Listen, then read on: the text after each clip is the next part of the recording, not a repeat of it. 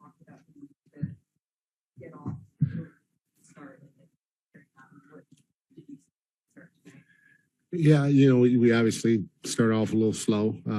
They were a lot more physical, I think, than us in that first half, and we didn't compete at the level that we felt that we needed to coming into their building. And the game got away from us for a little bit. But I thought in the second half, our group could have easily gone out there and dropped their heads and said, "Hey, we're down 20 or 30 or whatever we were down at halftime," and just thrown in the towel.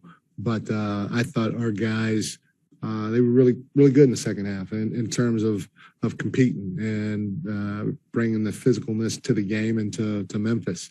That type of deficit is hard to overcome, even if you have all of your main guys. So the guys that played, I tip my hat off to them because I thought they competed in the second half, and Andre was really good. I thought, he hadn't played in I don't know how long, but I thought he was really good tonight, not only with his basketball, but with his leadership too. So it's fun to watch.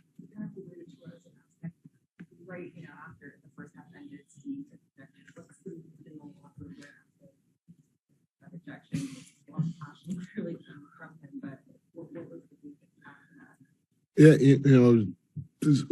everybody was a little down because we were getting our behinds kicked, and then our head coach gets kicked out at that time. But I thought Steve did a fantastic job addressing the team and trying to get them fired up, and our guys came out in the second half and carried that over, and they competed. I thought there were some bright signs from the second half based on Steve's fire and and his passion and what he said to the guys in the locker room, trying to keep their spirits up, but also challenging them to bring a physical presence and compete like we know we're capable of. Besides obviously the personnel change, some of the personnel issues to you in the biggest defensive difference, how do you get back to push back work? We just got to keep working. We got to take advantage of days that we're able to get out on the court and work and teach.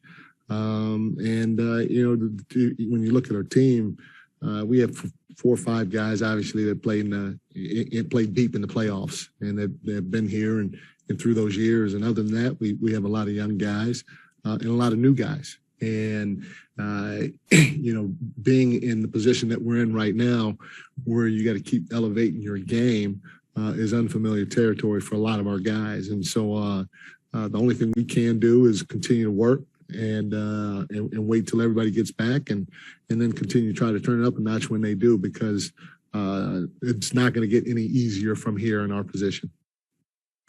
How do you navigate from the Moses and those rookies that are running alongside these dribbles veterans who've been there, done that? How do you navigate having young guys that are still kind of making mistakes and finding their footing with some of the older guys that are struggling with inconsistency or just Draymond last game admitted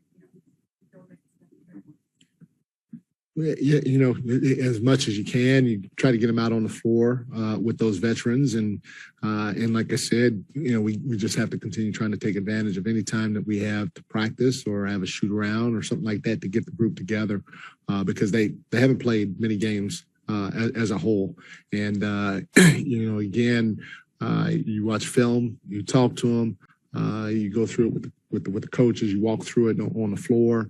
And then, you go through it in practice situations and you teach and coach from there. And that's all you could do. Our veterans, our guys that have been there, they got to keep imposing their will on our young guys and trying to help them grow as quickly as they can, because, we got, 5 games left, 6 games left, whatever it is before playoff time. And so I think, having the right formula going in and continuing to try to give our young guys confidence while making sure we're pointing out to them the mistakes that they're making is always a positive. You guys are in a really weird spot right now where you are struggling, but you are without Steph, where we have Draymond play tonight. What is the mood like around this team when you are kind of you're not playing great, but you also don't have your full team, you haven't had your full team, so it's kind of hard to maybe decipher where you're actually at. That part is true, but the one thing it was evident from our first half today. The one thing we have to continue to try to do is compete, and that's the only way you're going to get better. There are a lot of teams out there that are missing their players, and we're not the only team in the league that's missing players, and so whoever is called upon, next man up, he's got to step up and he's got to try to get the job done, and our take on it is if we don't get the job done or the win, we want to at least be able to walk away knowing that we competed and we gave ourselves a chance to win. And that was the only thing that was disappointing in the first half.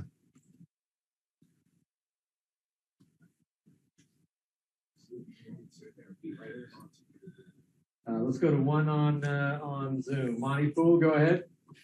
Hey, Mike, given the roster that you guys took on the road, no Steph, Clay still coming back, Draymond still coming back, both guys going to miss games. Was it fair to expect you needed a little bit more out of Andrew? Monty, I ain't going to answer your question. You ain't even here, man.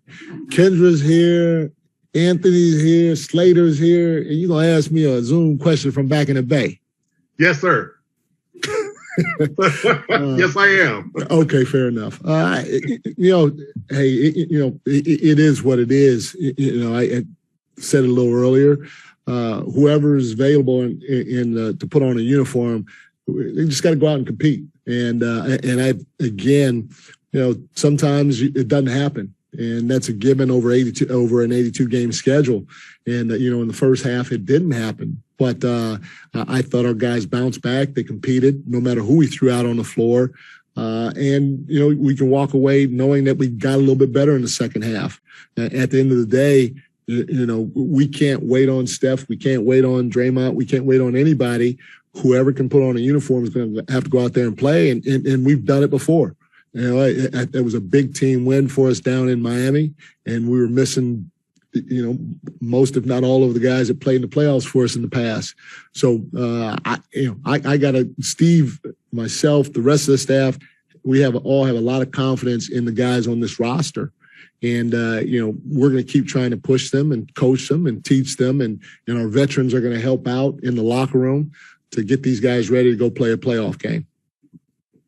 Fair enough. Great. Thank you. Well, you guys in here shortly. All right. Thank you.